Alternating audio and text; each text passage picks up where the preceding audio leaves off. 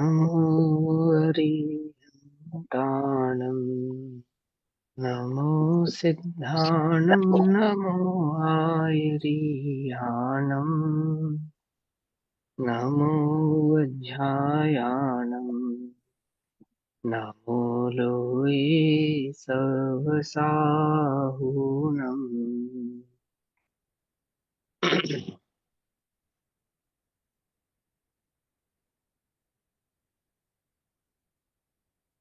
ओंकारं बिन्दुसंयुक्तं नित्यं ध्यायन्ति योगिनः कामदं मोक्षदं चैव ओंकाराय नमो नमः। मङ्गलं भगवान् वीरो मङ्गलं गौतमो गणी मङ्गलं कुन्दकुन्दार्द्यो जैनधर्मोऽस्तु मङ्गलम्। सर्वमङ्गलमाङ्गल्यं सर्वकल्याणकारकम् प्रधानां सर्वधर्माणां जैनं जयतु शासनम्।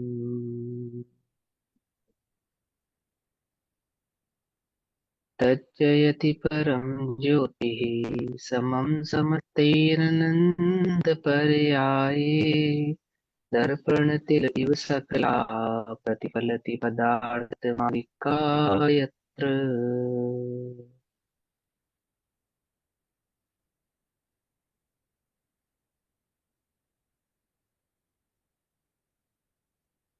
हमारी रात्रिकालीन कक्षा का विषय चल रहा है फिर पुरुषार्थ सिद्धि उपाय।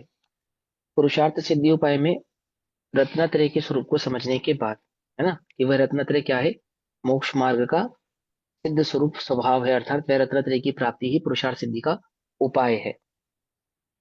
पेज नंबर 46 46 और श्लोक नंबर 16 पर हम आए हैं। अब 16वें नंबर के श्लोक में जो इस उपाय में लगते हैं उनका वर्णन करते हैं। किस उपाय में लगते हैं? उपाय आप भूलना नहीं, ठीक, क्योंकि आगे जो वर्णन आएगा इस उपाय की मुख्यता को ध्यान में रखोगे तो बात अच्छे से समझ में आएगी। क्या था उपाय? कि पहले जो कहा था, इस संसार की बीजभूत कर्मजनित पर्यायों को आत्म रूप से अनेक रूप जानने का नाम ही विपरीत श्रद्धान था। विपरीत श्रद्धान क्या था? अपने एक चैतन्य ज्ञायक भाव स्वरूप को ना पहचान कर और संसार की अन्य पर्यायों में जो अहम भाव था उसका नाम था विपरीत श्रद्धान, उल्टा श्रद्धान। ठीक। फिर क्या कहा? और उसका मूल से विनाश करना ही सम्यक दर्शन है, यानी कि जो आपका वास्तविक स्वरूप था उसका श्रद्धान करना ही वह सम्यक दर्शन है। पेज नंबर 46 का भावार्थ पढ़ रहा हूं मैं। श्लोक नंबर 15 का भावार्थ पढ़ रहा हूँ। पढ़ना हमें आज श्लोक नंबर 16 है, लेकिन 16वें नंबर के श्लोक को पढ़ने से पहले 15वें नंबर के श्लोक का भावार्थ आपको याद रहना चाहिए। क्या है उपाय? सबसे पहले सम्यक दर्शन, अर्थात जो मेरा स्वरूप है, जो चैतन्य ज्ञात भाव मेरा रूप है, स्वरूप है, उसका जो श्रद्धान है, उसका जो विश्वास है, उसका जो आदर है ना, वह सम्यक दर्शन है। कर्मजनित पर्यायों से भिन्न शुद्ध चैतन्य स्वरूप का यथार्थपना जानना वह सम्यक ज्ञान है। और कर्मजनित पर्यायों से उदासीन होकर, किससे उदासीन होकर? कर्म जनित पर्यायों से उदासीन होकर, अर्थात वो जो मिश्रित भाव वाली पर्याय नहीं है, जो मेरी पर्याय नहीं है ये कहो, अथवा जो पर की पर्याय है। और कर्म जनित पर्याय यानी कि मिथ्यात्व, राग, द्वेष, मोह आदि, इन सब पर्यायों से उदासीन होकर, उदासीन माने इनकी दृष्टि नहीं करना, इनकी ओर उपयोग का नहीं जाना, इसकी ओर विकल्प नहीं होना, उसका नाम है उदासीन। उदासीन माने वो उदासीन नहीं, दुखी, ये दुनिया ये महफिल मेरे काम की नहीं, ऐसा उदासीन नहीं। है ना। विरक्त उदासीन होना। तो, हाँ, उदासीन तो वीतराग भाव परिणाम का नाम है। जो प्रसन्नता है उसके अंदर, निर्मलता। कहाँ प्रसन्नता है? एक चैतन्य ज्ञायक भाव के प्रति जो लगन है, उसमें जो अपने उपयोग की स्थिरता है, उसका जो आनंद है, उस आनंद के कारण पर भावों से क्या हो गया? उदासीन हो गया। सर ठीक है विमुख ना। होना, देखो, उससे विमुख होना बोल सकते हैं ना। विमुख हो गया, हाँ, विमुख है, विमुख है। देखो सुनो, मैं अभी समझाता हूँ उदासीन का अर्थ। और फिर उसके बाद क्या है? और कर्म जनित पर्याय से उदासीन होकर स्वरूप में अकंप स्थिर रहना, सो सम्यक चारित्र है। ये मूल मार्ग है। सम्यक दर्शन, सम्यक ज्ञान, सम्यक चरित्र क्या हुआ? एक निज चैतन्य ज्ञान भाव स्वरूप को जानना, उसकी श्रद्धा करना और उसमें स्थिर रहना। ये हमारा एक मूल मात्र पुरुषार्थ सिद्धि का उपाय है। एक अब उदासीन देखो, एक होता है उपवास। वास माने ठहरना, उप माने नजदीक, स्वरूप के नजदीक, आत्मा के नजदीक ठहरना, सो हो गया उपवास। और उद आसीन अर्थात उनके नजदीक आसीन नहीं होना, ठहरना, नहीं ठहरना। समझ में आया? आसीन, आसन कहते हैं ना, आसन ग्रहण करो। आसीन होइए, आसीन होइए मतलब पधारिए, आइए मेरे पास आसीन होइए, मेरे पास बैठिए। और उदासीन मतलब उनके नजदीक नहीं जाना। तो कैसे नजदीक गया था ये, पर पदार्थ के नजदीक कैसे गया था? उपयोग वहां पे जो रमण करता था वह था पदार्थ के, पर पदार्थों के नजदीक जाना, कर्मजनित पदार्थों के नजदीक जाना, अर्थात कर्मजनित पर्यायों के नजदीक जाना, है ना। उपयोग, जोड़ा, अपने को जोड़ना, अपने को पर पर्यायों में जोड़ना, उपयोग। अब वहां से उपयोग क्या हो गया? उदासीन। अब वहां उपयोग ठहरता नहीं है, उनके नजदीक उपयोग अब रुकता नहीं है, उनके समीप, उनके पास वह अपना उपयोग जाता नहीं है। कहाँ जाता है? रूप में आ गया ना, रूप में आ गया ना। अब उनके पास नहीं जाता है ना, ऐसा। जो इस उपाय में लगते हैं उनका वर्णन करते हैं। समझ गए किस उपाय में लगना है? रत्नत्रय के उपाय में लगते हैं, उसका वर्णन करते हैं श्लोक नंबर 16 में। तो क्या कहते हैं सुनो। अनुसरतान पद में तत् करम्बिताचार नित्य निर्भिमुखा एकांत विरति रूपा भवती मुनि नाम लोक की वृत्ति। है, मुनियों का स्वरूप बता रहे हैं, जो इस उपाय में लगते हैं उनका वर्णन करते हैं। इस उपाय में लगने वाले मुनिजन है, और ग्रंथ तो श्रावकाचार का है, तो मुनियों का स्वरूप क्यों बता रही है? उपाय में लगने वाले मुनिराजों की चर्चा क्यों कर रही है? रत्नत्रय के उपाय में लगने वाले मुनिजनों की चर्चा क्यों हो रही है इसके अंदर, है ना। तो देखो, श्रावकाचार ग्रंथ का जो उद्देश्य है, एम है, वो क्या है? क्या है? मुनि होना। जो श्रावकाचार के ग्रंथ होते हैं वो क्यों लिखे जाते हैं? श्रावक का अच्छा। उद्देश्य क्या है? श्रावक का लक्ष्य क्या है? श्रावक बने रहना या मुनि होना? परम लक्ष्य तो है आत्मा में अपने को स्थिर करना, है ना। क्योंकि उपाय, उस उपाय को करने वाले, रत्नात्रय के उपाय के वास्तविक धारक तो मुनिराज ही है ना। और एक जो श्रावक होता है, श्रावकाचार के जो ग्रंथों का उद्देश्य होता है उनको पढ़ने का अथवा उनको लिखने का, तो श्रावक का भी जो मूल उद्देश्य होता है ना, वो मुनि होना ही होता है। कोई श्रावक बने रहना नहीं होता है। वो मुनि बनने की तैयारी और मुनि होने का भाव है। मुनि नहीं हो पाता है, नहीं बन पाता है, तो कदाचित क्या करता है ना, एल्लक, क्षुल्लक, अथवा प्रतिमाधारी, अथवा सामान्य श्रावक। लेकिन वो सामान्य श्रावक भी जो है, उसका वास्तविक उद्देश्य क्या है? श्रावकाचार के ग्रंथों का उद्देश्य श्रावक को श्रावक बनाए रखना नहीं, श्रावक पद से उठकर मुनि पद को धारण करना श्रावकाचार के ग्रंथों का नेट उद्देश्य डिस्टर्ब हो है। रहा है क्या भैया समझे? आपका? नहीं, मेरा नेट सभी को डिस्टर्ब हो रहा है। मेरी वॉइस सभी को डिस्टर्ब आ रही है? नहीं, थोड़ी सी किसी को ब्रेक आ रही, हो बीच रही किसी को है नहीं में आ रही? पर बीच बीच में समझ आ कट रही है। रही है थोड़ी सी। पर समझ आ सभी रही के है। सभी को, हम्म, हम्म। हाँ। सभी के साथ नहीं हो रहा ना? हाँ, तो अच्छा, सभी के नीचे साथ नहीं हो गिरना। रहा भाई। तो इंटरनेट का प्रॉब्लम नहीं है मेरे यहाँ से, अगर होता तो सभी के साथ होता। हो रहा है भैया। भैया दीदी,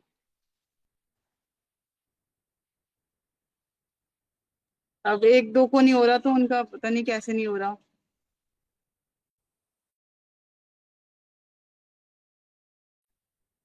एकदम क्लियर नहीं आ रही, बीच बीच में ब्रेक हो रहा है।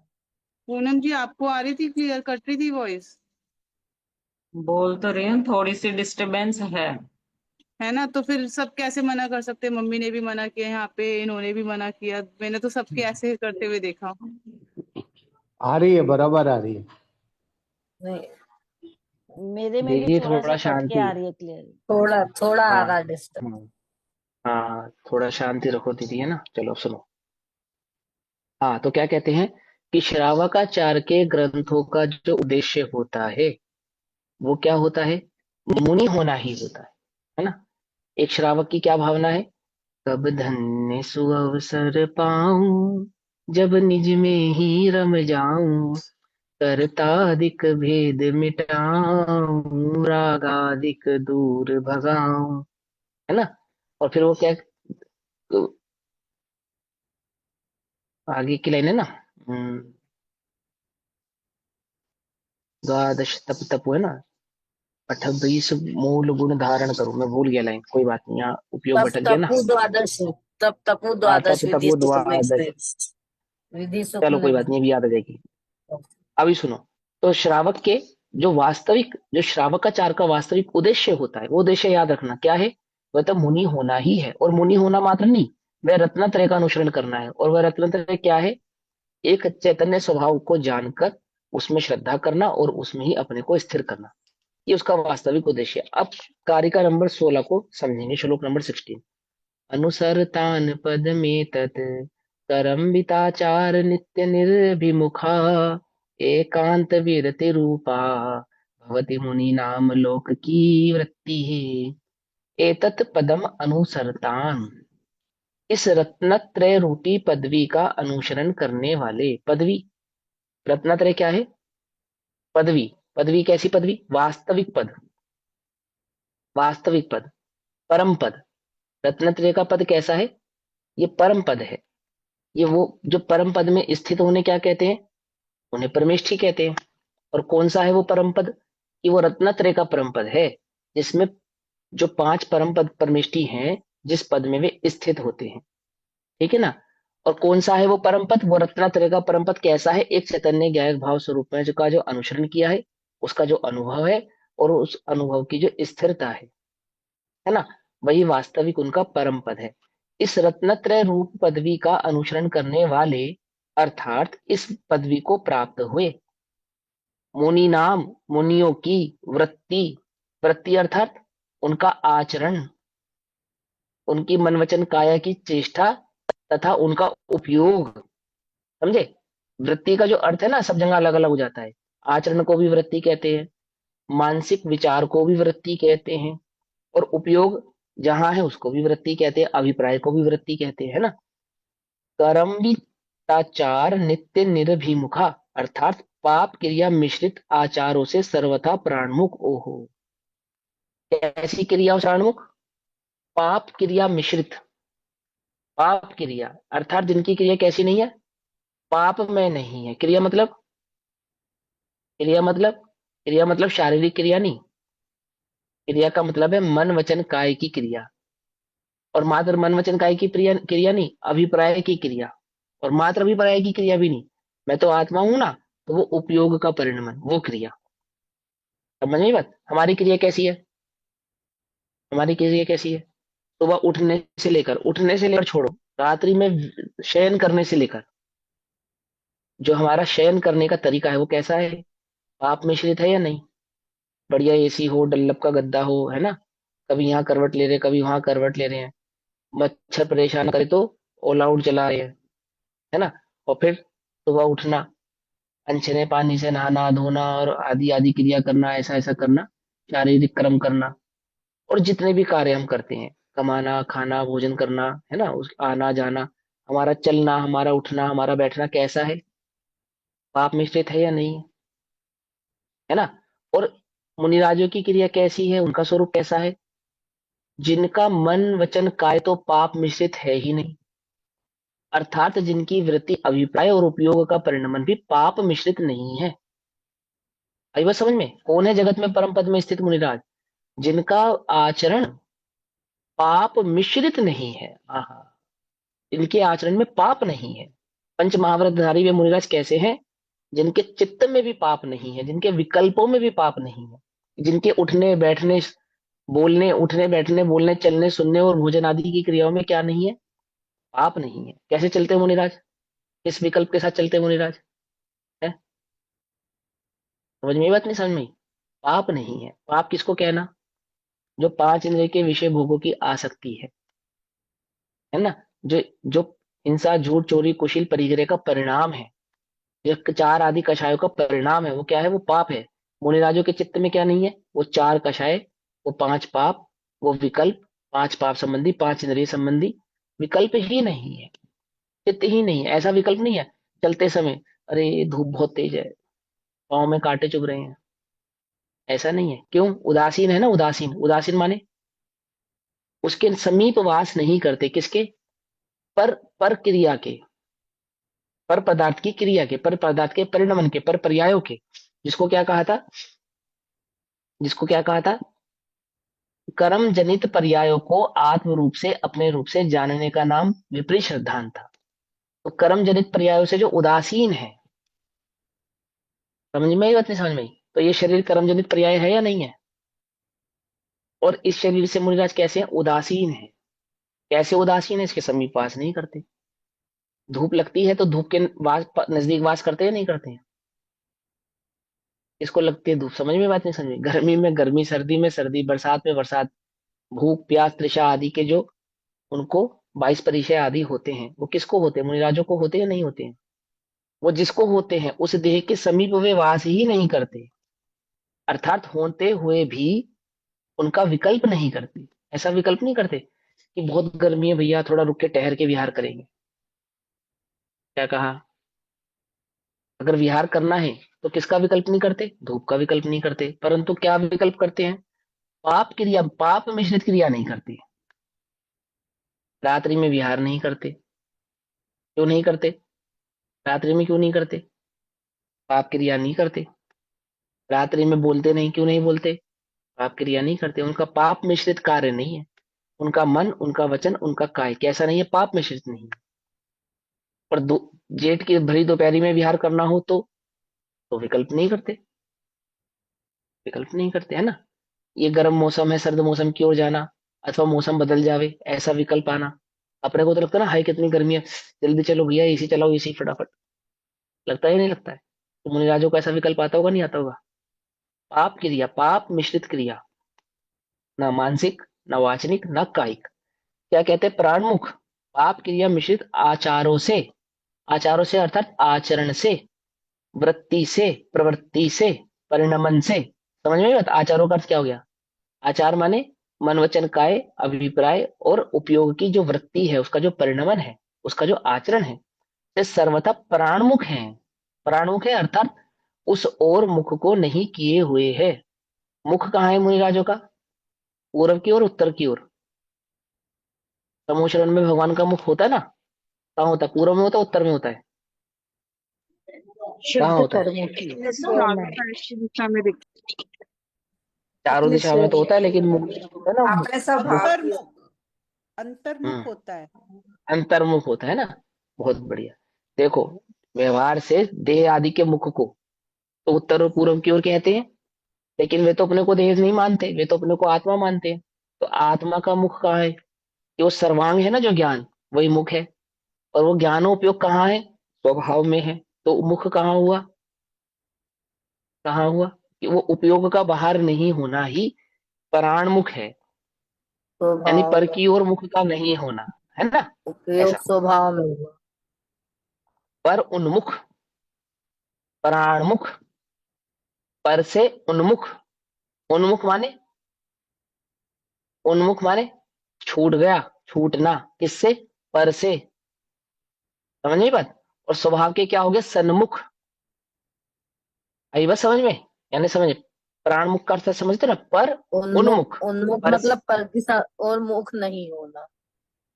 हाँ, उन्मुख माने छूटना, पर से छूटना।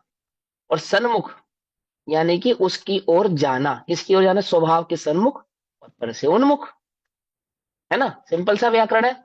तथा एकांत विरति रूपा, अर्थात पर द्रव्यों से सर्वथा उदासीन रूप। उदासीन का अर्थ अभी क्या था ना?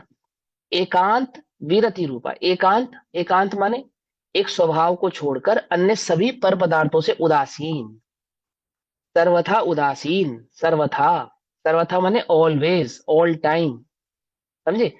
द्रव्य क्षेत्र काल भाव चारों से ही, पर के समस्त प्रकार के भावों से, पर के समस्त प्रकार के परिणमन से, पर के समस्त प्रकार की अवस्थाओं से क्या है? प्राणमुख हैं। उस ओर दृष्टि नहीं करते हैं। कैसी भी स्थिति बनती हो उस ओर दृष्टि नहीं करते हैं। देह की क्या योग्यता हो, क्या स्थिति बनती है, उस ओर दृष्टि नहीं करते हैं। एकमात्र दृष्टि कहाँ है उनकी? स्वभाव की ओर, आत्मा की ओर। मैं आत्मा हूं ऐसा मानकर ही जीते हैं, आत्मा हूं ऐसा मानकर ही प्रवृत्ति करते हैं, है ना। और मानकर मतलब काल्पनिक मानकर नहीं, उसका अनुभवन करके, वास्तविक मैं आत्म भाव हूं इसका अनुभव करके एक आत्म भाव के साथ ही जीते हैं। बताया ना समय सार जी में, आत्मा का क्या है, आत्मा का लक्षण क्या है ना, क्या है लिंग, जीव काल ज्ञान मुनिराजों लिंग। का क्या लिंग है? ज्ञान लिंग। ज्ञान लिंग। मुनिराजों का लिंग बताया वहां, क्या लिंग है मुनिराजों का? ज्ञान लिंग। ज्ञान लिंग ही एकमात्र, लिंग माने पहचान, लिंग माने पहचान, है ना। द्रव्यलिंग या भावलिंग, बोले ज्ञान लिंग। ज्ञान लिंग ही द्रव्यलिंग भी है और भावलिंग भी है। वास्तविक द्रव्यलिंग और भावलिंग तो ज्ञान लिंग है, मतलब उस ज्ञान लिंग की व्याख्या है द्रव्यलिंग और भावलिंग के आधार से, है ना ऐसा।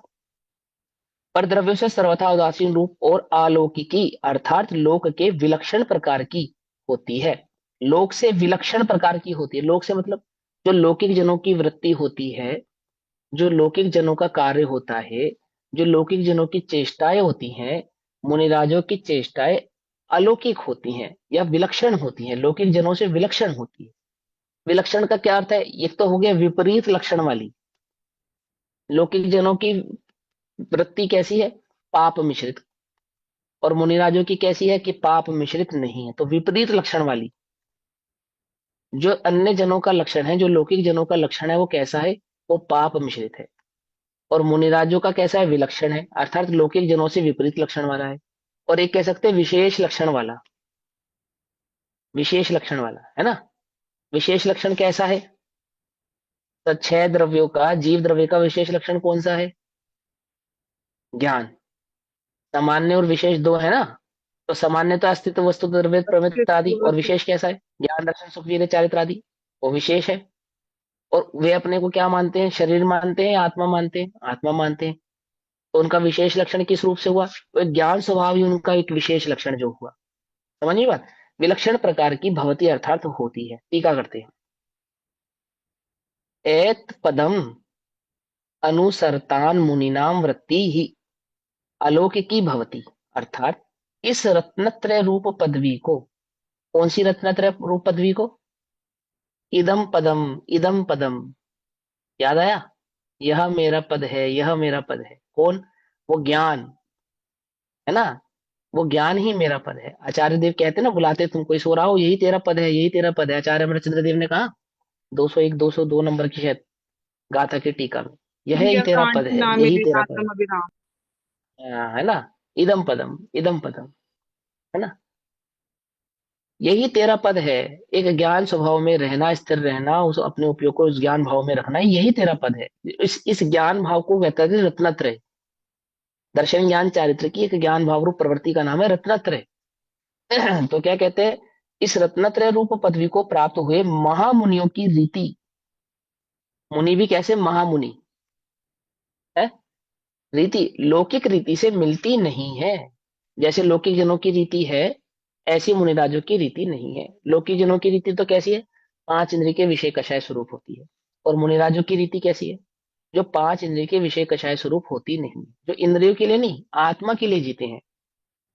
समझ बात। जो इंद्रियों की पूर्ति के लिए अपने जीवन को यापन नहीं करते।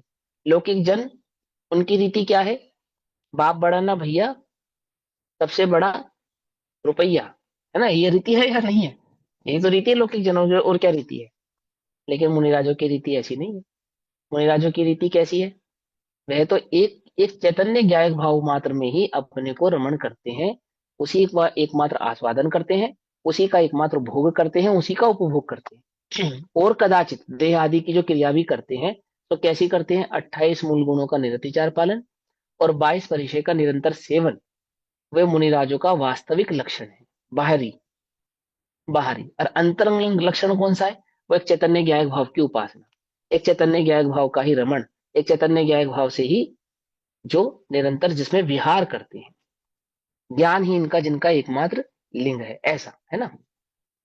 ऐसा नहीं लौकिक रीति जैसा सर्दी गर्मी भूख प्यास आदि का वहन नहीं कर पाती हो, ऐसे नहीं है मुनिराज। ऐसा नहीं है। एसी में बैठे वो मुनिराज नहीं है। पाँव चलते हो तो पाँव में जूता चप्पल पहनते हो वो मुनिराज नहीं है। कपड़ा लपेट लेते हो वो मुनिराज नहीं है।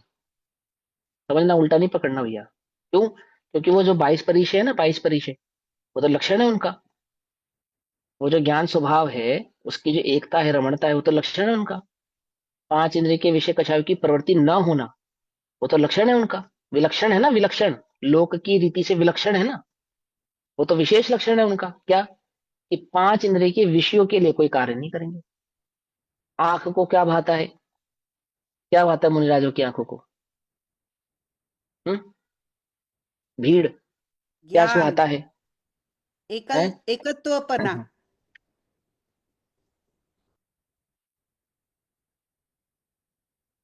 नयन कमल जिनवर कहीं, देखा सब संसार, है ना? देखा सब संसार। तो क्या क्या किया फिर? सारे संसार को देखा। देखने के बाद क्या समझ में आया?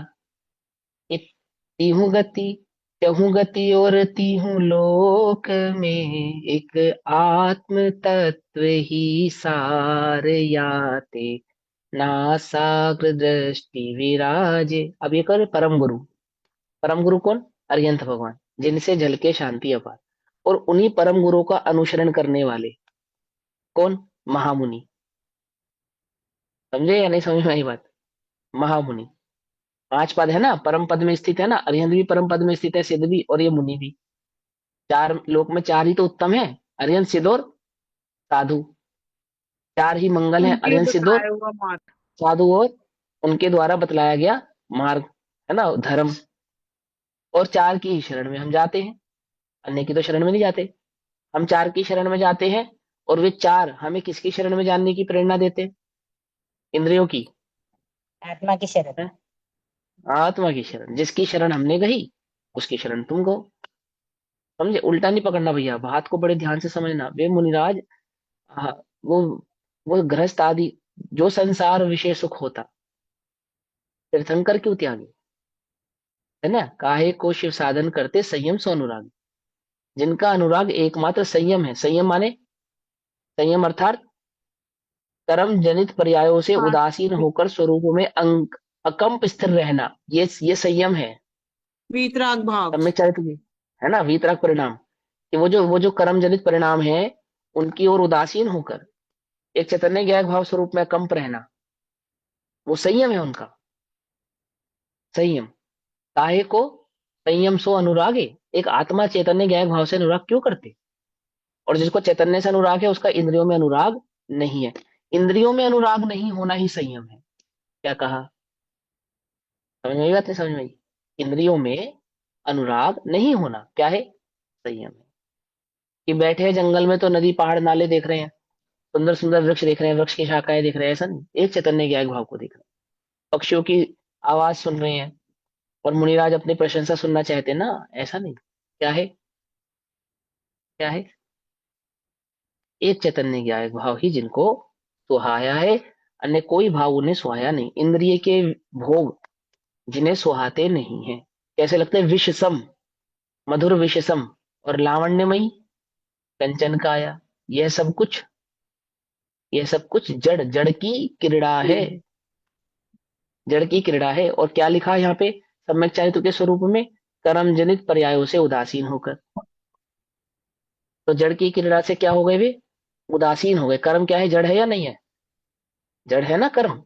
कर्म 3 प्रकार का: नो कर्म, द्रव्य कर्म और भाव कर्म। तो नो कर्म से उदासीन, यानी संसार से उदासीन। द्रव्य कर्म से उदासीन, अर्थात 8 कर्मों से उदासीन, देह से उदासीन। नो कर्मों में संसार और देह से उदासीन हो। 8 कर्मों में कर्म के उदयों से उदासीन हो गए। जो कर्म के उदय ना, पाप और पुण्य के उदय, उनसे क्या हो गए? उदासीन हो गए। और भाव कर्म, यानी कि चित्त में उत्पन्न होने वाले राग द्वेष आदि के परिणामों से उदासीन हो गए। तो क्या बचा? एक चैतन्य ज्ञायक भाव बचा। और उस चैतन्य ज्ञायक भाव के साथ होने वाली जो शारीरिक देहादिक प्रवृत्ति है, उसका नाम है संयम, वास्तविक संयम। समझ में आई बात? सच्चा संयम। ऐसा नहीं कि हमने तो दुकानदारी छोड़ दी, चल मत, ये आशीर्वाद देता हूँ कि तेरी दुकानदारी चले, ऐसा नहीं। ऐसा नहीं। समझ में आई बात? नहीं समझ में आई? ऐसा नहीं। एकमात्र सुखी होने का उपाय क्या है? जो एकमात्र सुखी होने का उपाय संयम है। वास्तविक संयम तो सम्यक चारित्र है, अर्थात आत्मा की रमणता है। कदाचित तू नहीं धारण कर पा रहा है, तो उसको धारण करने के लिए संयम क्या है? उदासीन होना। किससे उदासीन होना? किससे उदासीन होना? कर्म कर्म जनित जनित संयम पर्याय। या उससे उदासीन होना। तो मुनिराज उपदेश आपको कैसा देते हैं? कि पांच इंद्रिय के विषयों का जो त्याग का उपदेश देते हैं ना, रात्रि भोजन मत करो, है ना, अथवा जीव हिंसा मत करो, जैसे उसको बोला कौवे के मांस का त्याग करो, पानी छान कर पियो, आदि आदि, या जिन भक्ति करो। मैना सुंदरी को क्या कहा? सिद्धों की भक्ति करो। नहीं आत्मा में स्थिर हो पा रहे हो, सिद्धों की भक्ति करो, ऐसा कहा ना। तो क्या है वो पांच इंद्रिय के विषयों से अपने उपयोग को हटाओ, और यहाँ जो परम पद में स्थित है, या तो उनकी उपासना करो या उस चैतन्य की उपासना करो। दो दो दो चीजें। कहां से अपने उपयोग को हटाओ? पांच इंद्रिय के विषय से उपयोग को हटाओ, एकमात्र यही उनका उपदेश है। आई बात समझ में? नहीं समझ में आई? समझ में आती है बात? नहीं समझ में आती? ऐसा नहीं कि तो सुंदर राजकुमार है, फलाना घर में सुंदर राजकुमारी है, उनसे तेरा विवाह करा दे, ऐसा काम नहीं करते मुनिराज। समझे बात? नहीं समझ में आई? पांच इंद्रिय के विषयों की प्रवृत्ति मुनिराजों को सुहाती नहीं है ना। क्या है उनके लिए पांच इंद्रिय के विषय? क्या है? उपसर्ग हैं। उपसर्ग हैं। जैसे आपने कथा सुनी ना, वो मुनिराजों को सर्दी लग रही होगी, ऐसा जानकर उसके सामने चारों तरफ क्या लगाई? अग्नि लगा दी। क्या है उनके लिए? वो उपसर्ग है। अब वो उपसर्ग देहिक उपसर्ग मात्र, ये उपसर्ग नहीं। आप जो मुनिराजों के समीप जाकर उनके पांच इंद्रिय विषय कषाय की पुष्टि करने का परिणाम रखते हो, अरे गर्मी लग रही है, आपको एसी प्रोवाइड करा देते हैं, मोबाइल दिला देते हैं, आदि आदि आदि आदि, ये जो चल रहा है, जो भी भ्रष्टाचार चल रहा है, क्या है ये? क्या है ये? उपसर्ग है। उपसर्ग है। किस पे उपसर्ग है? अब वास्तविक उपसर्ग तो सच्चे मुनिराजों पे है, जिन्होंने संयम से अनुराग किया है उनके लिए उपसर्ग है। और जिनका अनुराग ही संयम से नहीं है, उनकी बात यहाँ पे हो रही नहीं है। जो परम पद में स्थित है उनकी बात कर रहे हैं। यदि उन मुनिराजों को किस किस दृष्टि से देखो आप, किस दृष्टि से? वो पांच इंद्रिय के विषय जो तुम्हें सुख कर लगते हैं और वह उनके पास नहीं है, ऐसा जानकर तुम्हें वे कैसे दिखाई देते हैं? दीन, दुखी, ऐसे दिखाई देते हैं। तो तुम श्रावक भी नहीं हो, ये उपदेश तुम्हारे लिए नहीं है। उपदेश तुम्हारे लिए नहीं है। बात समझ में आई या नहीं समझ में आई? पकड़ पा रहे हो बात को? नहीं पकड़ पा रहे हो? देखो क्या कहते हैं, इस रत्नत्रय रूपी पदवी को प्राप्त हुए महामुनियों की रीति लौकिक रीति से मिलती नहीं है। जो लोक की रीति है ना, उससे मिलती नहीं है। पाप आदि क्रिया मुनिराजों की होती नहीं है। ठीक है ना। जिस क्रिया में पाप हो, वह क्रिया कौन नहीं करता? लौकिक जन तो करते हैं, मुनिराज नहीं करते। मंदिर आदि बनाना क्या है? इसमें पाप है या पुण्य है? पाप है। अब देखो, श्रावक की अपेक्षा से तो श्रावक उसको कर सकता है ना। कि सावध्य, जिसमें सावध्य हिंसा ज्यादा हो, है ना, हिंसा ज्यादा हो, और जिसमें हिंसा कम हो और पुण्य ज्यादा हो, ऐसी क्रिया तो श्रावक कर सकता है। पर मुनिराज, जिसमें रंच मात्र भी हिंसा हो, ऐसा कार्य करते नहीं है, पाप मिश्रित कार्य करते नहीं, अनुमोदना नहीं करते हैं, मानसिक विकल्प नहीं करते हैं। आई बात समझ में? नहीं समझ में? अब ये बड़ा विस्तृत चर्चा है, देखो सुनो यहाँ पे क्या कहते हैं, भावार्थ। लोग पाप क्रियाओं में आसक्त होकर, लोक माने ये जो लौकिक जन है, हमारी हमारी क्रिया कैसी है? पाप आसक्त क्रिया। अभी बैठे स्वाध्याय करने भी बैठे हैं, तो क्या लगता है, भैया बड़ी गर्मी लग रही है, एसी रूम में बैठेंगे, एसी चलाए बिना बैठ पाते? नहीं बैठ पाते। पंखे के बिना बैठ पाते? नहीं बैठ पाते। सोचो, करो विचार, विकल्प करो, पूछो अपने आप से। अब हम जो स्वाध्याय कर रहे हैं, इस स्वाध्याय में भी देखो हमारी पाप क्रिया क्या है। बिना एसी बिना पंखे के नहीं बैठे, है ना। लेकिन मुनिराजों की ऐसी क्रिया नहीं है। भैया मंदिर में भी जाओ, उसमें तो आजकल तो मंदिर में भी एसी लग गए, और मंदिर में प्रवेश करने से पहले क्या बोलते हैं? तीन बार, निसही, निसही, निसही। क्या अर्थ होता है इसका?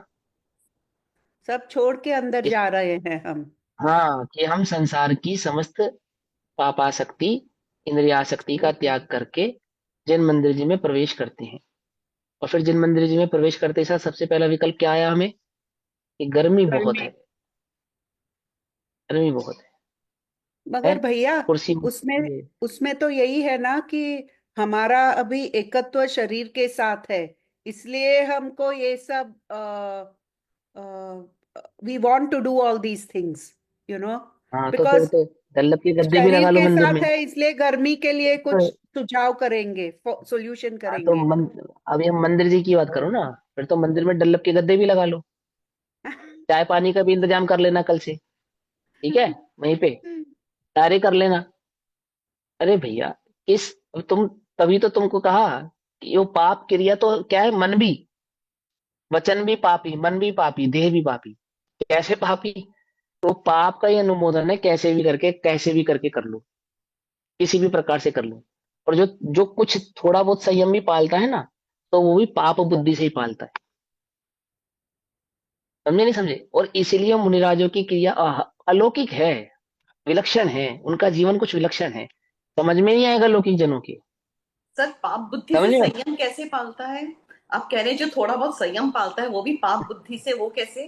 थोड़ा वो उसमें भी पाप बुद्धि, अभी बताया ना, जैसे अभी देखो मंदिर गया, तो वहां पे भी क्या है, इसको विकल्प है। अब वो देखो, देखो सहारा क्या ले रहा है कि मुझे छूट है। क्या छूट है? कि मैं गृहस्थ हूँ और मेरा शरीर से एकत्व है, तो मंदिर में एसी लगाने की मुझे छूट है। छूट है। ऐसी छूट लेता रहेगा तो पता नहीं कहाँ कहाँ छूट है। रात्रि भोजन का भी त्याग करे तो उसमें भी ये कि अनाज, बिना अनाज का भोजन कर लेता हूँ, अनाज नहीं खाऊंगा। अब पंडित टोडरमल जी कहते हैं इतना क्या, तो शाबाश, परंतु क्या ये वास्तविक स्वरूप है रात्रि भोजन के त्याग का? चारों ही प्रकार के आहार का त्याग होना चाहिए, है ना? अथवा कैसे नियम लेता है कि कहीं जाऊंगा तो खा लूंगा, नहीं जाऊंगा तो नहीं खाऊंगा, आदि आदि, है ना? ये सब चर्चा मैं पुरानी कक्षाओं में बहुत अच्छे से कर चुका हूँ डिटेल में। मैं नहीं चाहता कि इसको यहाँ पे, इनमें समय को है ना आगे ले जाना है मुझे कक्षा पे थोड़ा सा। तो मूल बात समझानी है मुझे। मूल बात क्या है कि मुनिराजों की जो प्रवृत्ति है वो विलक्षण है, लौकिक जनों की समझ में आने वाली नहीं है। मुनिराज देह के लिए जीते नहीं है, क्योंकि वो देह को मैं देह हूं ऐसा मानते ही नहीं है, मानते ही नहीं है ना? अब बहुत है इसमें कहने के लिए, बहुत है, बहुत है। थोड़ा कहा बहुत समझना, क्या कहते हैं लोग, भैया पाप उसमें एक क्रियाओं में क्वेश्चन है, आसक्त हो। सॉरी, एक हाँ बोलो। क्वेश्चन है। मुनिराजों को, नॉट मुनिराज, जिसको भी सम्यक दर्शन हो गए, उनकी जो करेक्ट विपरीत मान्यता चली गई, वो हमेशा हम्म ऐसे ही रहते हैं कि कभी कभी ऐसे नॉन सम्यक दृष्टि के जैसे बिहेवियर भी होता है उनका? देखो मुझे एक बात बताओ, हाँ। बहुत सिंपल सी बात है। डॉक्टर कभी कभी दवाई गलत दे देता होगा ना, इंजेक्शन गलत लगा देता होगा ना, भूल जाता होगा ना। और ऐसे डॉक्टर से हम इलाज अपना, इसी विश्वास के साथ हम उस डॉक्टर से अपना इलाज भी करा लेते होंगे कि भाई डॉक्टर है, कभी गलती हो सकती है। हार्ट की जगह लीवर का ऑपरेशन हो सकता है ना? हो सकता है, नहीं हो सकता? क्यों नहीं? गजब कर दिया। ये तो वो होता पद है। है, ये तो वो पद अब होता है, तो उसको एक्सेप्ट करते हो या नहीं करते हो, आप ये बताओ। एक्सेप्ट कर लेते हो इस बात को, स्वीकार कर लेते हो, स्वीकार्य है। इट्स ओके, लीवर का ऑपरेशन होना था, हार्ट का हो गया, इट्स ओके, नो प्रॉब्लम, हो सकता है। कर देते हो ना माफ, या नहीं कर देते? ये तो लोक के पद की बात है।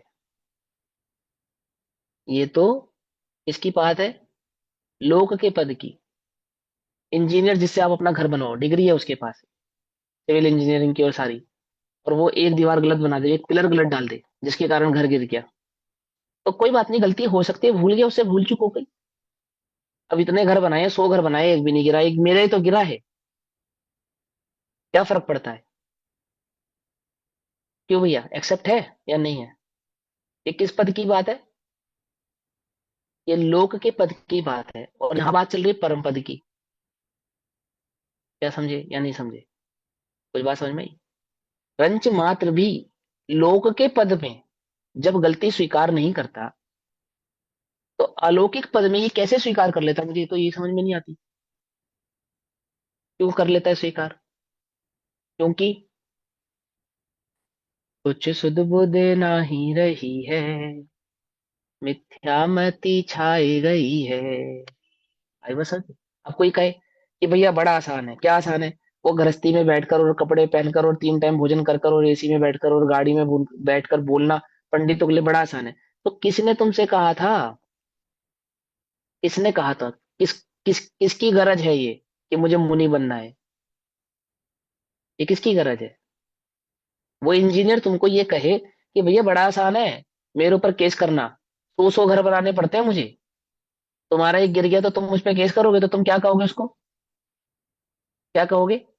किसने कहा तुझसे तू इतना काम कर, जितना तेरी सामर्थ्य हो उतना कर? ऐसे ही तो कहते हो।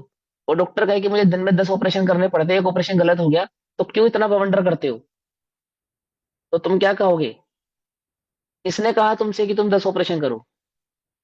नहीं है तुम्हारी सामर्थ्य, मत करो, गलत तो मत करो। यही तो कहते हो। यही तो कहते हो या नहीं कहते हो? बोलो। एक कैसा तर्क है कि भैया तुम तो कर नहीं सकते और हम कर रहे हैं तो हम पे दोष? अरे हम तुम पे दोष नहीं लगा रहे हैं, उस परम पद को तो जो तुम लांछित कर रहे हो ना, वो गलत कर रहे हो। यदि हमारी सामर्थ्य नहीं, हम नहीं पालन कर रहे, लेकिन हमारे चित्त में ये भावना है कि जब हम पालन करेंगे तो कैसा करेंगे? है? कैसा करेंगे? निर्दोष ही करेंगे। निर्दोष ही करेंगे। अरे लोक में कोई एक ऐसा पद नहीं है जो तुझे दोष के साथ स्वीकार्य हो। बोलो, हो तो बता दो अपनी छाती पे हाथ रख के। है कोई ऐसा पद जो तुम्हें लौकिक में दोष के साथ स्वीकार्य हो? तो ये परम पद को तुम दोष के साथ स्वीकार कैसे कर लेते हो? और कैसे कैसे उसको डिफेंड कर देते हो? कितनी सहजता से डिफेंड कर देते हो। हमसे तो अच्छे हैं अच्छे या नहीं है? आचार्य कुंद के देव कहते हैं ग्रस्तों से, त्रियंचों से भी भ्रष्ट है, ऐसा कहते हैं। ये मैं नहीं कह रहा हूँ, ये मेरी सामर्थ्य नहीं है मैं ऐसा कह सकूं। जो जिस जो संयम संयम के धारी ऐसे आचार्य कुंद क्या कहते हैं? त्रियंचों से भी भ्रष्ट है वे तो। क्या कहा? कुछ बात समझ में आई या नहीं समझ में आई? अब वस्तु स्वरूप को समझो भैया, वस्तु स्वरूप को समझो। कोई किसी के लिए नहीं, अपने लिए समझो। अपने मार्ग की प्रशस्तता के लिए समझो। संसार में परिभ्रमण करने के लिए मत समझो। इसके लिए समझो, ये संसार के, मुझे अपने संसार के परिभ्रमण का अभाव करना है, इसके लिए समझो। अलौकिक विलक्षण जिनकी रीति है, समझे, विलक्षण रीति वाले हैं, विलक्षण लक्षण है जिनका, विशेष लक्षण है उनका। लोक को उनका लक्षण कैसे समझ में आएगा? वो लोग परम वितराग भाव, उपसर्ग करने वाले को क्या नहीं देखते? द्वेष बुद्धि से नहीं देखते। उपसर्ग से बचाने वाले को राग बुद्धि से ही नहीं देखते। गजब। कैसे देखते हैं? एक वीतराग भाव से, अर्थात पुद्गल का कर्ता, पुद्गल का परिणमन पुद्गल, और चैतन्य ज्ञान भाव का ही करता है। अपने को भी ज्ञाता देखते हैं, उप उपसर्ग करने वाले और उपसर्ग बचाने वाले, उपसर्ग से बचाने वाले को भी ज्ञाता ही देखते हैं। वे विलक्षण है, विलक्षण रीति है उनकी, विलक्षण रीति है। अब पंचम काल है भैया, ऐसे ही मुनि होंगे। बोलो भैया, कहते हो तुम पंचम काल है ऐसे ही डॉक्टर होंगे? कोई बात नहीं, करा लो इलाज। जो दिल की जगह लीवर का ऑपरेशन करता हो, ऐसे डॉक्टर से करा लो इलाज। पंचम काल है, ऐसे डॉक्टर होते हैं आजकल। है? मालूम भर चल जाए तुमको कि इसने 5 साल पहले एक केस खराब कर दिया था, मालूम भर चल जाए, तो तुम अपना इलाज उसे कराने तैयार नहीं हो। बोलो। और जो साक्षात ही दिख रहा है।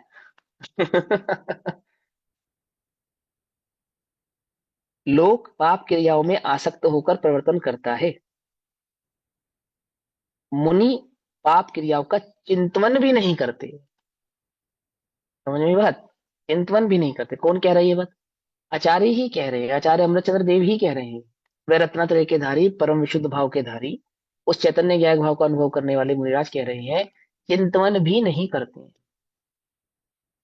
बोलो भैया, तुम्हारे बच्चे को डॉक्टर की पढ़ाई समझ में नहीं आ रही, ले लिया उसने एडमिशन, अब समझ में नहीं आ रही, अब क्या करे? अब तो जबरदस्ती डॉक्टर बनना ही पड़ेगा ना। इंजीनियरिंग की पढ़ाई में एडमिशन ले लिया, समझ नहीं आ रही, उसको लगा कि नहीं मैं नहीं कर पाऊंगा, अब क्या करे वो? क्या करे? अब तो बनना ही पड़ेगा ना इंजीनियर उसे, बनना ही पड़ेगा ना, जबरदस्ती पढ़ना ही पड़ेगा ना। यही है ना, यही है ना लोक की नीति? अरे बोलो ना, जवाब दो ना, यही है क्या लोक की रीति नीति? नहीं छोड़ नहीं सकते हैं। नहीं है। या तो पहले कोशिश करे, नहीं कर सकता तो क्या करे? चेंज कर सकता है ना। चेंज कर सकता है, सीधी सी बात। मुनि पद में आने के बाद यदि तुझे मुनि पद धारण करना कठिन भाषित होता हो तो कोई डरने वाली बात नहीं, घबराना नहीं, पर उसमें दोष नहीं लगाना, उसमें दोष नहीं लगाना। पकड़ में ही बात नहीं, पकड़ में ही है, उसमें दोष नहीं लगाना। लोग अनेक प्रकार से शरीर की संभाल और पोषण करता है।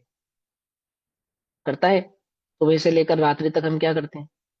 शरीर की संभाल और शरीर का पोषण। भले ही हम कहें हम मुमुक्षु हैं, हम आत्मा वाले हैं और आत्मा का चिंतन करते हैं, परंतु पोषण किसका करते हैं, संभाल किसकी करते हैं, आत्मा की या शरीर की? बोलो। तुम्हारे भोजन में थोड़ा भी नमक कम रह जावे तो किसको संभालते हो? शरीर जुबान को। तक तो संभाल नहीं पाते क्या?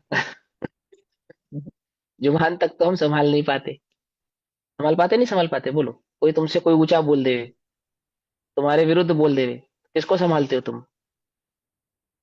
वो एक समय भोजन करने वाले मुनिराज कवलाहार हाथ में, है ना, अनुकूल भोज्य सामग्री नवदा भक्ति पूर्वक प्राप्त हो जावे, कदाचित प्राप्त हो जावे, तो भी आसक्ति भाव से ग्रहण नहीं करते। और नहीं भी प्राप्त होती तो क्या नहीं करते? शरीर और इंद्रिय, है ना, शरीर आदि की संभाल नहीं करते हैं, शरीर का पोषण के लिए आहार नहीं करते, शरीर की संभाल नहीं करते। विलक्षण है ना, विलक्षण है। समझ में बात नहीं? समझ में आई? हम क्या करते हैं, विचार करो अपने साथ। श्रावक, सच्चा श्रावक कौन? वो जिसका उद्देश्य मुनि बनना है। और सच्चा मुनि कौन? जिसका उद्देश्य सिद्ध होना है। समझे? है ना, व्यवहार से। और अंतरंग में वो जो चैतन्य ज्ञान भाव स्वरूप मात्र का वेदन करता है। श्रावक भी वही, मुनि भी वही, और सिद्ध तो वे है ही, लेकिन बाहर से। सच्चा श्रावक कौन? हम श्रावक सच्चे हैं या नहीं? क्या है हमारा उद्देश्य? मुनि होना हमारा उद्देश्य है या नहीं है? पूछो अपने आप से, पूछो, अंतरंग में देखो कितना पांच इंद्रिय के विषय कषायों से छूटते हो। और कदाचित कर्म जनित पांच इंद्रिय के विषय कषायों में कोई त्रुटि होती हो, भोग में कोई खलल पड़ता हो, तो क्या संभाल पाते हैं हम? किसको संभालते हैं? आत्मा को संभालते हैं, परिणामों को संभालते हैं, या इस इन मन वचन काय के लिए उन कषायों को ही संभाल के रखते हैं, उस पाप प्रवृत्ति को ही संभाल के रखते हैं? किसको संभालते हैं? है ना? तो क्या कहते हैं, लोग अनेक प्रकार से शरीर की संभाल और पोषण करता है, परंतु मुनिराज अनेक प्रकार से शरीर को परिचय उत्पन्न करके उन्हें सहन करते हैं। आहा, मुनिराज परिचय उत्पन्न करके, जैसे 28 मूल गुणों का निरतिचार पालन है ना, पालते ही पालते, ऐसी ऐसे 22 परिचय मुनिराज उत्पन्न करके सहते हैं। उत्पन्न करके सहते हैं इन सेंस, करते तपशैल नदी तट पर तरुतल वर्षा की झड़ियों में। समझ में बात नहीं?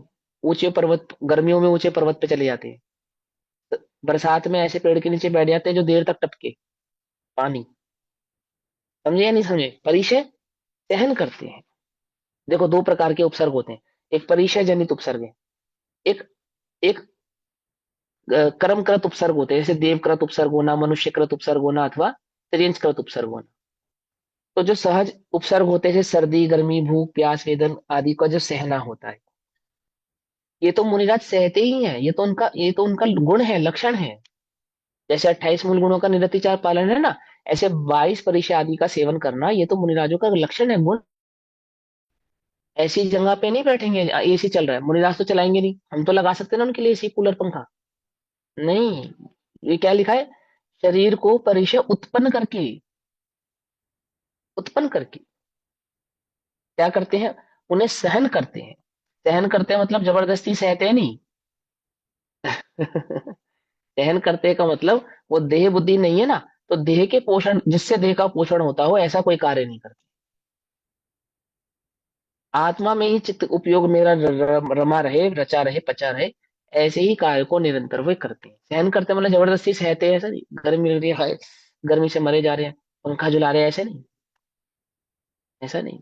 गर्मी है तो सहजता से गर्मी सहते हैं, जैसे भी मौसम है, लेकिन प्राकृतिक, सर, अप्राकृतिक नहीं। उत्पन्न कैसे हाँ करते हैं? वो तो नेचुरली होता है ना, सर्दी हाँ, नेचुरल बस है, उसी को, गर्मी, उसी, वो उत्पन्न हाँ कहाँ कर उसी को रहे हैं? कहा। उत्पन्न करने का मतलब यही है कि वो जो नेचुरल परिणाम है वहीं पे रहते हैं। उत्पन्न करने का बस उतना ही भाव है, उतना ही मतलब है। उत्पन्न करने का तात्पर्य यह है यहाँ पर, शरीर के परिचय, अब शरीर के लिए तो वो उत्पन्न हो रहा है ना, जैसे आप तो उपाय कर सकते हो गर्मी से बचने का, कर सकते हो ना मुनिराज, गर्मी। हाँ, गर्मी सर्दी भैया भूख प्यास से बचने का उपाय नहीं करते। भैया उत्पन्न करने का मतलब ये भी तो हो गया कि जैसे एक तो बहुत तेज धूप है तो एक पेड़ के नीचे छांव के नीचे भी वो तप कर सकते हैं, लेकिन वो नहीं, हाँ जानबूझ के नहीं ऐसी करेंगे। चोटी पे तप करते हैं हाँ कि जहां पे उनको हाँ। अपना अब गर्मी उसमें सहन। उसमें दो बातें हैं, दो बातें उसमें, कि वो पेड़ की छांव में भी बैठ सकते हैं, उसमें कोई प्रॉब्लम नहीं है, लेकिन नेचुरल भाव को तो ग्रहण करते हैं, अननेचुरल नहीं। कूलर पंखा चला लिया ऐसा नहीं। मान के चलो सहजता से पेड़ की छांव मिली तो ठीक है, नहीं भी मिली तो नहीं मिली, हो जाएंगे नहीं उसको खोज के ढूंढ के कि अरे ये छाओ, ये अच्छी जगह, चलो यहाँ जाके बैठ जाए, ऐसा नहीं। ऐसा नहीं, उपाय नहीं करेंगे, बचने का उपाय नहीं करेंगे। हाँ, सहजता से गर्मी अचानक से धूप चली गई और बादल आ गए, सूर्य के आगे अचानक से छाव हो गई, तो थोड़ी धूप में भागेंगे, ऐसा नहीं करेंगे। लेकिन जो सहजता से है, जो हो रहा है उसका निवारण करेंगे नहीं, उसका निवारण नहीं करेंगे। उत्पन्न करना का मतलब क्या है, कि निवारण नहीं करना, जो है, जो है उसको सहजता से ग्रहण करना। लेकिन इसका मतलब ये भी नहीं कि मुनिराज तो अपने आप से करेंगे नहीं, चलो भैया श्रावक ने कहा मैं आपके लिए एसी चला देता हूँ, पंखा लगा देता हूँ, कूलर लगा देता हूँ, ऐसा भी नहीं, ऐसा भी नहीं, है ना। श्रावक का क्या है, श्रावक तो कह देगा फिर आपका विवाह भी करा देता हूँ। कह रहा था, नहीं कह रहा था ऐसा श्रावक, बोलो। कहा है ऐसा श्रावकों ने, नहीं कहा। आदिनाथ भगवान से कहा था जब वे मुनि थे, कि आप क्यों नगन घूमते हैं, आप वस्त्र धारण कर लो ना, आप मेरी मेरी ये मेरी पुत्री से विवाह कर लो, मेरा राज्य ले लो, आप पैदल क्यों जाते हो, ये भी ना मेरी गाड़ी में बैठो आप। कहा ना, कहा या नहीं कहा, बोलो। अब उन्होंने तो नहीं मांगा ना, सहजता से मिल रहा था, ले लेते। ऐसा नहीं करते। आई बात समझ में या नहीं समझ में आई? तो क्या करते हैं भैया मुनिराज, उन अनेक प्रकार। उन उनको किसी को भी अभी मिथ्यात्व बचा ही नहीं है, तो वो ही कर सकते हैं, और कुछ कर ही नहीं सकते अगर मिथ्यात्व है ही नहीं उनके तो। मिथ्यात्व तो मस्ट है ना, आत्म अनुभव की तो पहली शर्त रख दी ना रत्नत्रय में, है ना। और बाहर से जो बात स्वरूप समझा रहे हैं उनका, कि उनकी क्रिया कैसी होती है, वो ये बात समझा रहे हैं। मिथ्यात्व है या नहीं है, क्रिया कैसी होती है उसकी बात चल रही है। ये बात तो वास्तविक लक्षण है, आत्मानुभूति के बिना ये बात हो नहीं सकती। लेकिन अगर नहीं भी है तो उनका लक्षण क्या है, वो बाहरी लक्षण समझा रहे हैं यहाँ पे। संभाल और पोषण करता है, परंतु मुनिराज अनेक प्रकार से शरीर को परिचय उत्पन्न करके उन्हें सहन करते हैं। लोक को इंद्रिय विषय अत्यंत मिष्ट लगते हैं, है ना। विविध व्यंजन इष्ट मिष्ट प्रतीत है, यदि भूख हो तो विविध व्यंजन इष्ट मिष्ट प्रतीत हो, है या नहीं है। लोक को इंद्रिय विषय अत्यंत मिष्ट लगते हैं। इंद्रियों के विषय, अच्छी अच्छी बातें सुनना, मधुर संगीत सुनना, अपनी तारीफ सुनना, सुंदर सुंदर नृत्य देखना, दृश्य देखना, है ना, अच्छी अच्छी पकवान खाना, बढ़िया सुंदर वस्त्र पहनना, अपने अनुकूल स्पर्शन इंद्रिय के अनुकूल सामग्री की प्राप्ति होना, क्या लगता है, लोगों को इंद्रिय के विषय अत्यंत मिष्ट लगते हैं। मुनिराजों को कैसे लगते हैं, हलाहल विष लगते हैं। समझे नहीं समझे, जो इंद्रियों को अनुकूल लगता है ना, वो मुनिराजों को विष लगता है। आई बात समझ में या नहीं समझ में आई? लोक को अपने पास जन समुदाय रुचिकर लगता है, बहुत लोग बैठे रहे, मेरी बात सुनने वाला हो, मेरे को देखने वाला हो, और मैं जो पढ़ा रहा हूँ मुझसे पढ़ने वाला हो, ऐसा नहीं मुनिराजों को। जबकि मुनिराज दूसरों का संयोग होने पर खेद मानते हैं, खेद मानते हैं। अब खेद मानते हैं मतलब दुखी होते हैं, ऐसा नहीं मत समझना। अर्थात वह उनकी रुचि का विषय नहीं है, ऐसा। बहुत जन सैलाब होना, भीड़ इकट्ठी होना, है ना, उदासीन इसकी अपेक्षा से, हाँ, असंयमियों की अपेक्षा से। असंयमियों को देखकर तो क्या होते हैं, खेदखीन होते हैं, है ना। और मुनिराज मुनिराजों को देखकर, संयम की प्रवृत्ति करने वाले मुनिराजों को देखकर, अरिहंतों को देखकर, भगवंतों को देखकर प्रसन्न होते हैं, उन्हें देखे भी प्रसन्न होते हैं। जो संयम में आसीन है, संयमस्थ है ना, जो सम्यक दृष्टि जीव है, जो रत्नात्रय के पालन करने वाले हैं, उनको देखकर तो प्रसन्न होते हैं। लेकिन ये जो भोगी जन होते हैं, इंद्रिय के विषय आसक्ति होते हैं, इनको देखकर प्रसन्न नहीं होते, तो दुखी होते हैं, उनसे उदासीन रहते हैं। वे उनकी रुचि का विषय नहीं, उन्हें अच्छा नहीं लगता, बहुत भीड़ इकट्ठी हो, बहुत घर घर जावे, बुला कर लावे, हमारी कथा में आना, हमारी कथा में आना, हमारे प्रवचन में आना, ऐसा नहीं करते। ऐसा नहीं करते। ये मुनिराजों के विषय, ये लक्षण नहीं है उनका एक एक के पास जाना। क्यों? वो मुनिराज दो आकाशगामी विद्या वाले मुनिराज उतरे तो थे शेर के पास, उपदेश देने के लिए स्पेशल गए तो थे उसके पास। अरे उस हलूकर्मी जानकर, जानकर है ना, वो पात्र है ऐसा जानकर कदाचित उपदेश भी करते हैं, कदाचित उपदेश भी करते हैं, लेकिन बहुत भीड़ इकट्ठी होवे, बहुत मेरा नाम होवे, बहुत लोग मुझे जाने, है ना, और बहुत बहुत लोग मेरे भक्त बने, मेरे अनुयायी बने, ऐसा उनको विकल्प विचार होता नहीं है। ठीक है ना। लोक को अपने पास जन समुदाय रुचिकर लगता है, जबकि मुनिराज दूसरों का संयोग होने पर खेद मानते हैं। लोक को बस्ती सुहावनी लगती है, शहर को देखता है, बड़ी बड़ी मल्टीनेशनल, है ना, सिटीज को देखता है, तो क्या होती है, वो तो सुहावनी लगती है। किंतु मुनि को निर्जन स्थान ही प्रिय लगता है। निर्जन स्थान अर्थात जो जनों से रहित हो, जनों से रहित हो, जनों से मतलब जन, लौकिक जन से रहित हो, निर्जन। कहां तक कहे, महामुनि की रीति लौकिक रीति से विरुद्ध ही होती है। ये महामुनियों के लक्षण है, मुनियों के लक्षण है, परम पद में स्थित मुनिराजों के लक्षण है। उनकी रीति विरुद्ध ही होती है। कैसी है मुनियों की प्रवृत्ति? करम्बिता चार नित्य निरभि मुखा, अर्थात पाप क्रिया सहित आचार से प्राणमुख है। उनका मन, उनके वचन, उनकी काया, उनका चित्त, उनका उपयोग पाप से कैसा है? विमुख है। पांच पाप, पांच इंद्रिय के विषय, चार कषाय का जहां पर सेवन नहीं होता हो, ऐसा उनका परिणाम है। जो जहां इस प्रकार की उनको रुचि नहीं है। जिस प्रकार श्रावक का आचार, आचार माने, आचार माने आचरण, आचरण। आचरण है ना, पाप क्रिया से मिश्रित है। विचार करो, हमारा आचरण कैसा है? मिश्रित है। हमारा तो पाप क्रिया ही है मिश्रित भी नहीं है। सुधार करो। वैसे ही मुनीश्वरों का आचार में पाप का मिश्रण नहीं है, अथवा कर्मित अर्थात कर्म जनित भाव मिश्रित आचरण से प्राणमुख है। जो भी उनका आचरण है वह कैसा है कि वहां उपयोग एक चैतन्य ज्ञायक भाव स्वभाव का है, और जो मन वचन काय की प्रवृत्ति भी है तो वह कर्म जनित नहीं, कर्म जनित इन सेंस ऐसी नहीं है कि जैसा कर्म जैसा पाप आदि प्रवृत्ति हो, पांच इंद्रिय के विषय आदि कसाय की प्रवृत्ति, ऐसी नहीं है। इन सबका विवेक है, वहां पर विवेक है। उनकी प्रवृत्ति में कैसा है? निर्दोष, निर्दोष उनका पालन है। केवल निज स्वरूप का अनुभवन करते हैं। डार्क बोल्ड अक्षरों में लिखा, क्या करते हैं? केवल किसका अनुभव करते हैं? सर्दी गर्मी भूख प्यास मान अपमान सुख दुख का वेदन नहीं करते हैं। निज स्वभाव। एक निज चैतन्य ज्ञायक भाव का ही अनुभवन करते हैं, निज स्वरूप का ही अनुभव करते हैं। हम किसका अनुभव करते हैं? किस किसका अनुभव करते हैं हम? बोलो, कितनी चीजों का शरीर अनुभव का। करते हैं हम? है, सर्दी का भी करते हैं, गर्मी का भी करते हैं, मान का भी करते हैं, अपमान का भी करते हैं, भूख का भी करते हैं, प्यास का भी करते हैं, अच्छी बुरी हर बातों का हम अनुभव करते हैं। करते नहीं करते? पिक्चर देखने लगे सो पिक्चर का भी अनुभव करते हैं। कैसा? कि ऐसा मेरे साथ घटित होगा तो क्या होगा आदि आदि, उसको देखकर हर्ष विषाद करते हैं। करते नहीं करते? इमोशनल हो जाते हैं, प्रसन्न हो जाते हैं। ऐसा अनुभव नहीं करते हैं मुझे। कैसा अनुभव करते हैं? ये निज चैतन्य ज्ञायक भाव का ही अनुभव करते हैं। धन नहीं होने पर निर्धन अनुभव नहीं करते हैं। समझ में ये बात?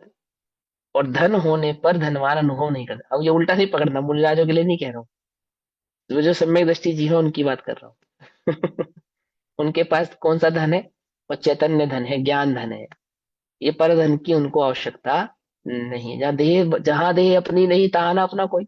जब देह बुद्धि ही त्याग दी उन्होंने, तो देह आश्रित वस्तुओं की तो उनको क्या ही बात है। इसलिए एकांत विरति रूपा,